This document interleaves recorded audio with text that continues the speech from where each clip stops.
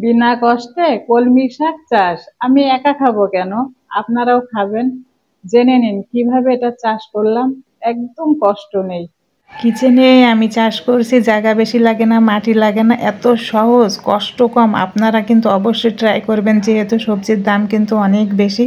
তো এই যে আমাদের বাজার থেকে কলমি শাক নিয়ে আসছিল। প্রথমে পাতাগুলো আমি এক এক করে কিন্তু কেটে নিচ্ছি। এই পাতাগুলো রান্না করে খাবো। আর এই মূলত এই ডালটাই পানির ভিতরে ভিজিয়ে দেব। যে কোনো পাত্রে এটা ভিজানো যাবে, মগ হোক, প্লাস্টিকের হোক, যা পাবেন তার ভিতরে এটা ভিজিয়ে দেবেন, আর কোনো কষ্ট নেই।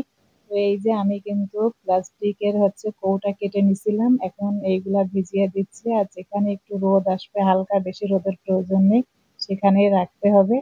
তো আমার কিচেনে এখানে কিন্তু একটু রোদ আসা দেখছেন, 5-6 দিন পরে। মার্শাল্লাহ, কত সুন্দর হয়েছে। আমি তো খুশিতে আত্মহারা। আজ 10 দিন হলো শাক তো খাওয়ার উপযোগী হয়ে গেছে, পানি শুকিয়ে গেছিল, একটু পানি দিলাম। আজই খাওয়া যাবে, কিন্তু আমি মায়ার কারণে কাটতে পারছি না। যেদিন আমি কাটবো সেদিন শেয়ার করবো ইনশাল্লাহ, আপনারা ট্রাই করবেন।